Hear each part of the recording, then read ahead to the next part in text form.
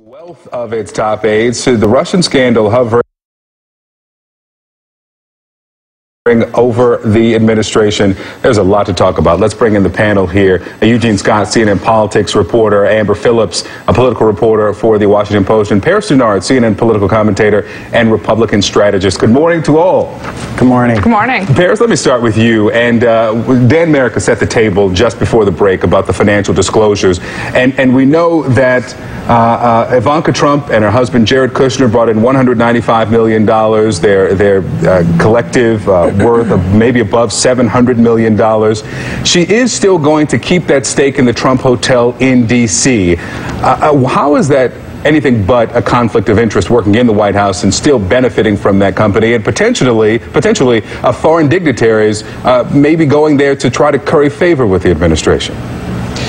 You know, I think the interesting thing about this entire disclosure that they're required to do of over 100 some odd White House staffers is the fact that at the end of the day, he's attracting people who are very successful in the private sector and bringing them into the White House to work. And I think it's something that we should celebrate. And I think it's something that to a lot of Americans, including myself, it's very aspirational and inspirational to see these type of people who are very successful in their private sector coming to government to try to help. Now, as it relates to Ivanka Trump and her husband, Jared Kushner, they're very successful people and they're quite financially well off. She does not have any type of wrongdoing here, because you have to look at the White House counsel going in and determining that she needed to come in at a formal capacity at the White House, so she's doing that. And so I believe that everything that needs to be done to make sure that she's above board as it relates to her finances and as it relates to her work at the White House is going to be done with the help of the White House counsel and her own personal attorneys. But Eugene, there are these watchdog groups who say that because she still has this stake, and there were some reorganizations that happened with the president and the Trump Hotel, so that he would not continue to collect monies from that hotel while he's in office, but Ivanka Trump will. There are questions of conflict of interest. There's no conflict of interest. That was for Eugene. Oh, sorry. Go ahead, Eugene.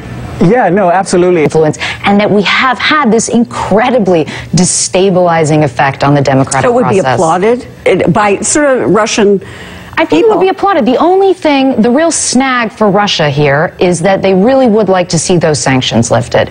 And they're very politically savvy, and they do understand that this entire sort of brouhaha that has evolved around Russia makes it now impossible for President Trump to really steam ahead with a rapprochement and ultimately lift those. But it's not just Russia. Now Britain has been thrust into the middle of all of this. You're based in London. You spent a lot of time in Moscow. You've just come from London. How angry is British intelligence right now that all of a sudden they have been accused of wiretapping Trump Tower? It's not just Britain. Europe is pulling its collective hair out right now, okay? Because Russia is more aggressive than ever before, is interfering internationally more than ever before, and Europe is desperately looking across the Atlantic at the linchpin of the global liberal world order and is finding don't really want to talk about this right now, don't really have a lot invested in the future of NATO right now, don't really see America any longer as playing that role on the world stage as global leader,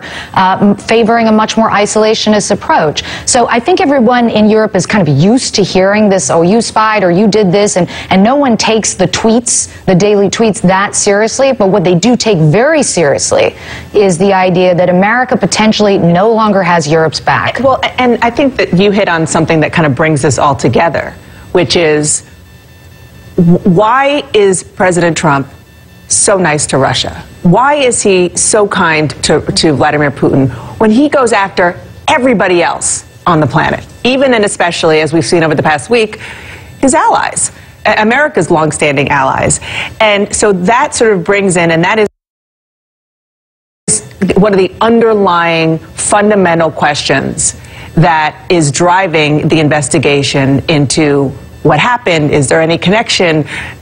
Never mind the discussion about the election and Russia's involvement in the election, but then even before that, is there a connection between President Trump and his businesses and Russia? And why is he so nice? So, and I think that what you're talking about, kind of the frustration on the global stage, particularly in Europe.